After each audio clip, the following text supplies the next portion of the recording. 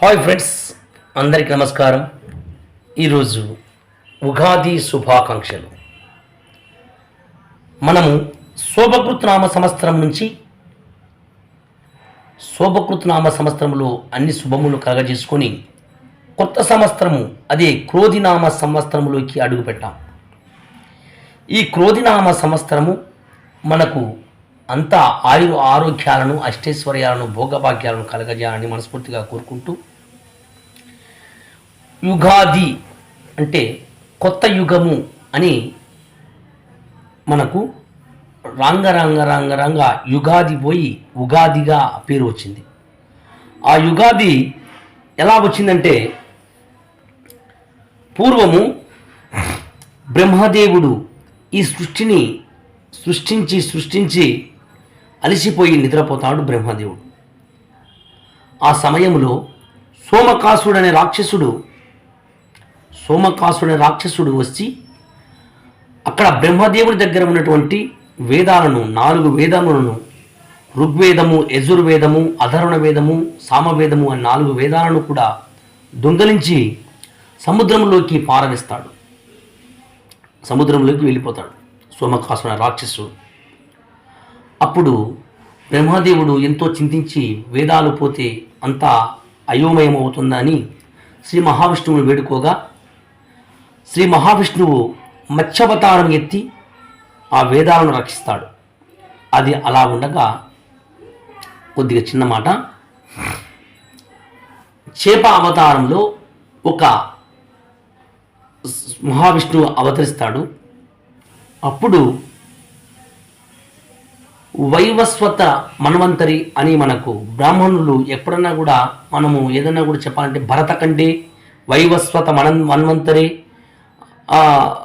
జంబుద్వీపే ఈశాన్యమూలే అని బ్రాహ్మణులు చెబుతుంటారు. ఆ మంత్రంలోటి ఒకటి మాట వైవస్వత మన్వంతరి అంటే మనం మన్వంతరం అంతా కూడా వైవస్వత మను నుంచి పుట్టినటువంటి మనుషులము కనుక మనని వైవస్వత మన్వంతరి అని అంటారు. అది ఎలాగంటే, అప్పుడు వైవస్వత మన్వంతరి మనువు ప్రతిరోజు కూడా సముద్రంలోకి వెళ్ళి సూర్య ఆరాధన చాలా బాగా చేస్తూ ఉంటాడు. సూర్యుని ఆరాధించుకుంటూ చేతుల్లోకి జలం తీసుకుంటాడు. ఆ సమయంలో చిన్న చేప వచ్చి ఆ మనువు యొక్క చేతులోకి వస్తుంది. ఆ వైవస్వత మనువు ఆ చేప పిల్లను ఎంతో ముద్దుగా ఉందని తీసుకొని ఆయనకు ఉన్నటువంటి చెంబులో వేసుకుంటాడు. అది ఇంటి దగ్గరికి తీసుకుపోయిన తర్వాత ఒకరోజు ఉంటే చెంబు నిండా ఆ చేప అవుతుంది. మరలా ఏదబ్బా ఇంత చేప, చెంబు నిండా చిన్న చేప పెద్దగైంది అని ఒక పెద్ద టబ్బులో వేస్తాడు. మరుసటి రోజుకు చేప టబ్బు నిండా పెద్దగా మారుతుంది. ఇది మామూలు చేప కాదని భయపడి మన సముద్రం దగ్గరికి వచ్చి సముద్రంలో చేపని విడిచిపెట్టి నమస్కారం చేస్తాడు వైవస్వత మన్వంతరి.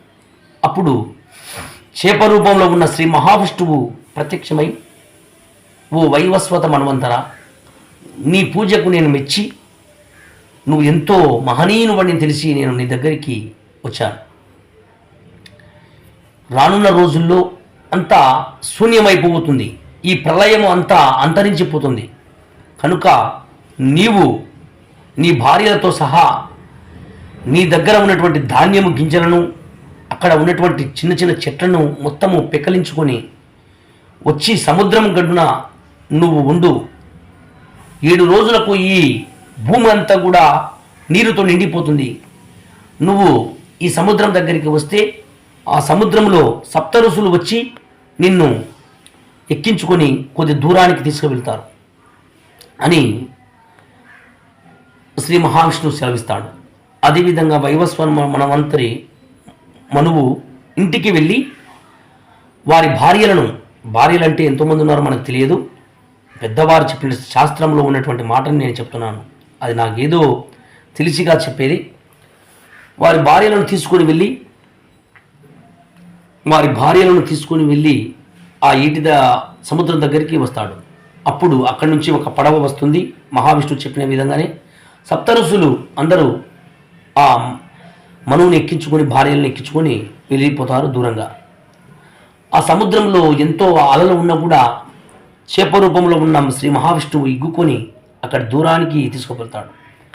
అలా 7 రోజులు సముద్రంలోనే ప్రయాణించి తర్వాత చిన్న చిన్నగా నీళ్లు తగ్గిపోతూ ఉంది. మనువులు అక్కడ ఉన్నటువంటి మునులు అందరూ దిగి వెళ్ళిపోతారు. ఈ వైవస్వత మన్వంతరి ఏం చేస్తా అంటే అక్కడ ఇచ్చేటువంటి ఇంటి దగ్గర ఉన్నటువంటి ధాన్యాలను అన్ని మినుములు, పెసర్లు, కందులు, అన్ని రకరకాల ధాన్యాలు చెట్లను, వేప చెట్లను అన్నిటినీ కూడా తీసుకొచ్చింటాడు. అప్పుడు మరలా ఆ ధాన్యాలన్నీ భూమిలో చల్లుతాడు. వేప చెట్లను, చింత చెట్లను వగైరా అక్కడ ఉన్నటువంటి వనవృక్షాలను కూడా అన్ని సేకరించి మరల భూమిపై నాటుతాడు వైవస్వత మనువు. అప్పుడు వారికి భార్యలకు పుట్టినటువంటి సంతానమే మనం అందరం కూడా, ప్రతి ఒక్కరం కూడా వైవస్వత మనువు నుంచి పుట్టినటువంటి సంతానమే కనుక, మనువు నుంచి పుట్టినటువంటి సంతానము కనుక మనుస్సులమని మనకు పేరు వచ్చింది. అందుకు కుల మత జాతి భేదము లేకుండా అందరము ముస్లిం, క్రిస్టియన్స్, హిందువులు అందరూ ఒకే మాటతో ఉండి అందరూ కలిసిమెలిసి జీవించాలని, ఎలాంటి కోపతాపాలకు కానీ లేకుండా అందరూ కలిసిమెలిసి ఆనందంగా బ్రతకాలనే ఆశయంతో ఆ విధంగా వైవస్వత మనువు నుంచి పుట్టినటువంటి మనుషులము మనం కనుక మనుష్యులమని మనకు పేరు వచ్చింది. ఇది పెద్దవారు చెప్పినటువంటి మాటను మనం షేర్ చేసుకుంటే మంచిదని, అది కూడా నాకు ఎంతో 10 మందికి తెలియజేస్తే నాకు కూడా మంచి కలుగుతుందనే ఆశతో ఈ మాట చెబుతున్నాను. ఆ విధంగా అప్పుడు కొత్త యుగము ప్రారంభమైంది. కొత్త యుగం ప్రారంభమైనందుకు యుగాది అని పేరు పెట్టారు పెద్దలు. అదే క్రమేణా యుగాది పోయి ఉగాది అయింది. ఈ యుగాది కూడా నిఘంటువులో రెండో అర్థం కూడా ఉగాది అని పేరు ఉన్నది కనుక ఉగాది. అందుకు క్రోధినామ సంవత్సర శుభాకాంక్షలు. ఈ క్రోధినామ సంవత్సరంలో కొద్దిగా శాంతంతో ఉండి అందరితో ఏదైనా చిన్న చిన్న గొడవలు కానీ పెట్టుకోకుండా, క్రోధి అంటే కోపము కనుక మనము చిన్నగా ఏదైనా సమస్య వస్తే చిన్నగా చిటికెతో పరిష్కారం చేసుకుంటూ మనం ముందుకు పోవాలన్నది ఆశయం.